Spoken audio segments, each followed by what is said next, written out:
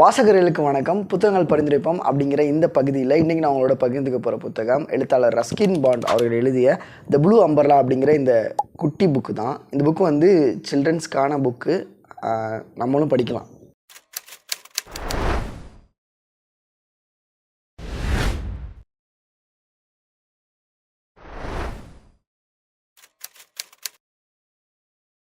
இந்த புக்கில் எழுதப்பட்டிருக்க ஒரு கதை வந்து ரொம்ப சிம்பிளான கதை தான். பட் அதில் உள்ள மாரல்ஸ் வந்து நிறையா இருக்குது. ஒவ்வொருத்தவங்க படிக்கும்போது ஒவ்வொருத்தவங்களோட பெர்ஸ்பெக்டிவில் தான் அந்த மாரல் அமையும்.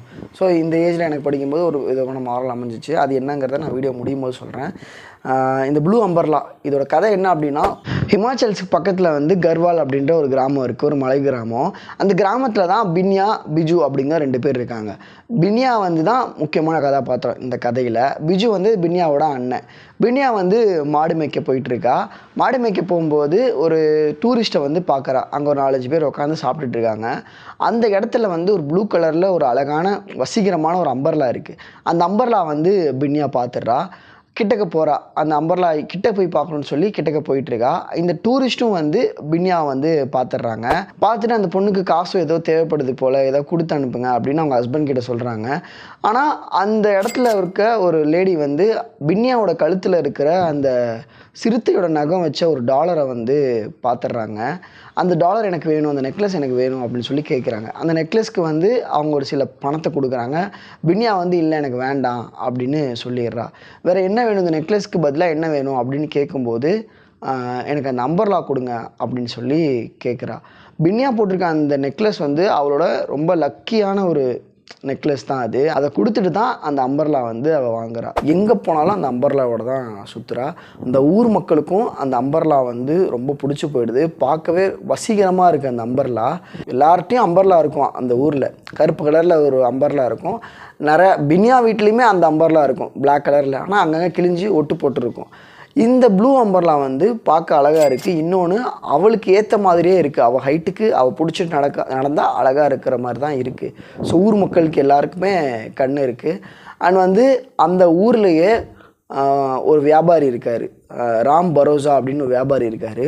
அந்த வியாபாரிக்கும் அந்த அம்பர்லா மேலே ஒரு என்ன சொல்கிறது, ஒரு பேராசை இருக்குதுன்னு சொல்லி வச்சுக்கலாம். அதை அடையணும் அப்படின்ற எண்ணம் இருக்குது. அவரோட கேரக்டர்னால் என்ன, அவர் எப்படி அந்த டீ கடை நடத்தி இவ்வளோ தூரம் வந்திருக்காரு, அவர் என்ன மாதிரியான யுக்திகளை யூஸ் பண்ணி வியாபாரிகளை உள்ளே இழுத்து அவங்கள வந்து கடனில் மாட்ட வச்சு எப்படி அவர், அதாவது இப்போ என்ன சொல்கிறது, இப்போது ஸ்வீட் சாப்பிட்ணும் அப்படின்னா கடைக்கு வாங்க, சாப்பிட்டு போங்க, காசு அது கடைசியில் கொடுங்க அப்படின்னு சொல்லி இப்படி சொல்லி அவங்களோட அக்கௌண்ட்டில் அதிகமாக அவங்கக்கிட்ட இருக்கிற நல்ல பொருட்களெல்லாம் வாங்கி வெளியே கொண்டு போய் எங்கேயாவது விற்றுட்டு வர மாதிரியான கேரக்டர் தான் இந்த ராம் பரோசா அப்படின்ற கேரக்டரு. ஒரு வயசான ஒரு கேரக்டரு. இந்த பின்யாவுக்கு வந்து பிஜுன்ற அண்ணனோட ஒரு பாசமான ஒரு ரிலேஷன்ஷிப் இருக்குது.